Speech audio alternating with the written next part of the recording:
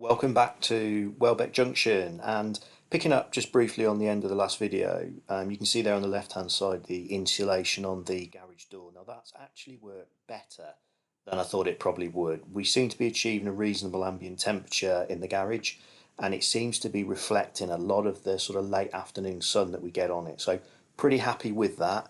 The draft proofing that I did around the edges again seems to have worked really well, and I'm getting a lot less leaves and just general rubbish blowing in, to the point I've actually had none blow in, so it has stopped that problem. The wall that you can see in front of you, that was the one that was peppered with holes from raw plugs. I think I did 90 plus fills on that wall. I've also repaired the ceiling, which is also plastered. So those two walls are wiped down and ready for paint.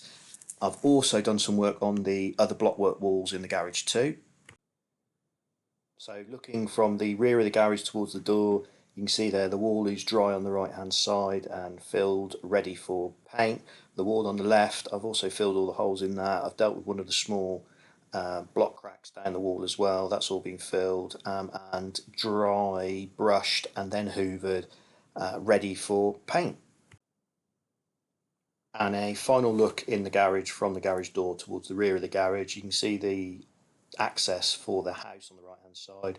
That's where I've got a little bit of thinking to do around the practicalities of either a lift out, a swing away, or a hinged board, but I'll revisit that much further down the line when I've got the baseboards in.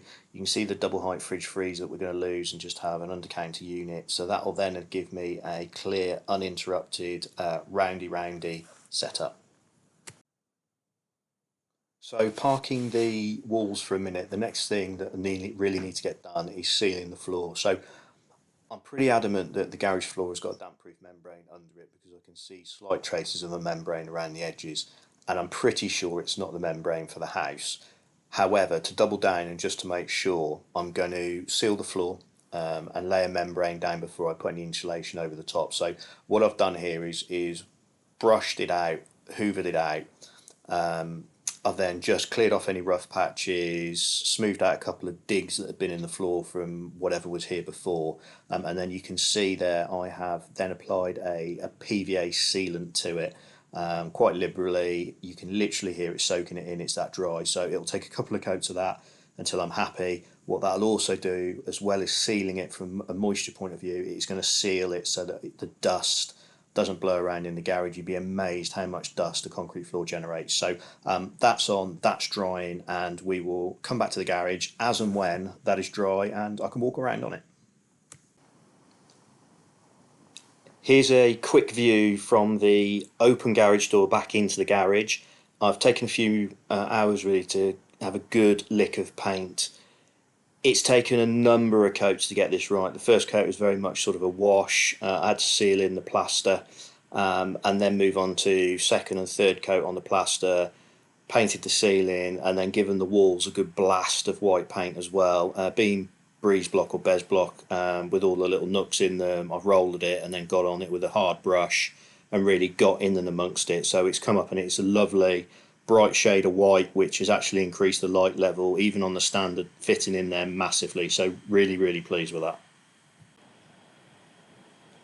So with the walls painted, it's then moving on to the floor. So this shot here just shows I have put a damp-proof membrane down. On top of the damp-proof membrane, I've gone with a 5cm or 50mm polystyrene boarding. Ideally, I'd have gone for 100mm, 10cm, but that would have fouled my door into the main house, and I'm pretty sure that there's a damp-proof membrane underneath anyway. So if this will give it a good level of insulation. So I've gone damp-proof membrane, I've gone 50mm of polystyrene board, and then on top of that I've got 18mm hardboard flooring, tongue and groove, going over the top of it. It is floating. I'm not gluing any of it apart from the joins with the hardboard.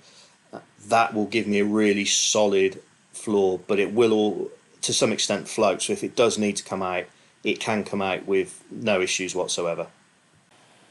And here's a quick view from the other end. You can see the polystyrene insulation board and then the hardboard on top, giving me the finished surface of the room. which will act as a great base layer for everything that's going on top of it. And luckily, without any leveling at all, the floor, sorry, is dead flat. So I couldn't have been any luckier. I've got no leveling to do. I've not had to put any shims under it. It is absolutely level, which is a fantastic base to start building on top of. So with the floor in, the next thing to do is close off and insulate the front garage door. So CLS Timber, what I've done there is just created a very simple door frame around the door. It's sort of countersunk in around 22-25 centimetres to allow for the insulation. So it's a very simple dead straight, dead square box, boxing off the front of the garage door. The top of the frame actually sits just above the height of the opening for the garage door, which will become clear shortly. So I'm now starting to infill the frame that I've built with 10 centimetre or 100mm Kingspan. So there's a gap between the back of the garage door and the Kingspan of about an inch, inch and a quarter. The Kingspan then sits snugly within the frame of CLS Timber. To the right there, you can just about see the next stage, which is going to be a secondary frame, which will mount up against the Kingspan frame. The idea with this frame is, worst case, I can unscrew the frame on the right, pivot it out, push the Kingspan board out and open the garage door again. So I'm not completely blocking it off. It would need some unscrewing and it would need some movement of the units that I'm going to build in the future, but there is the possibility of accessing the garage from the front if I ever need to for any reason. Okay, so with the frame or the secondary frame built, what you can see there is I'm infilling it with a rock wool. So it's an insulation and thermal rock wool. It's about 100mm thick, 10 centimetres when you've got it out and giving it a waggle around. So I'm infilling that frame. I've got the top section to do. That will then pivot and sit snugly in front of the Kingspan insulation. So then I've got sort of the reflectant on the back of the garage door, which I put on previously. I've then got the Kingspan, and then I've got the rock wool insulation and acoustic sound deadening. So I shouldn't be able to pick up any noise from the roadside, fingers crossed. And also I've got another layer of insulation in there to try and retain an ambient temperature as best as I can within the room. Okay, so we're cooking on gas now. The frame is built, it's pivoted back, and it is fixed against the previous frame. What I'm now doing is facing the front of that with an 18mm MDF. Yeah, I could have plasterboarded it and plastered it, but it's going to be sat behind the baseboards and the units, so MDF will be absolutely fine and it'll paint really easily. So the lower half is on. I've just got to do the top half and then start giving it a really good paint. So top and bottom sections on of the 18mm MDF. There's some serious weight in that, so I've pivoted it back and it is now fixed. The top section where you can see the white, there's a nice piece of board across there as well. That's insulated, and that is the shelf I mentioned earlier. So that's going to come in really handy for storing rolling stock boxes, etc. Maybe putting a speaker up there or something like that. So next stage is let's get some paint on it, and then it should really start to feel like a completely different room. Paint on, so it's going to need another coat, but with one or two, it might be the second coat I've put on it, that has really brought the room around. It is now really starting to feel like a room rather than a garage. A few finishing touches that I need to do. I've got to run some caulk or some sealant around the edge of it just to again stop any drafts coming through. Got a little bit of work and a little bit more painting to do on the base of the shelf at the top half, but really pleased, up to date as to how it's coming along.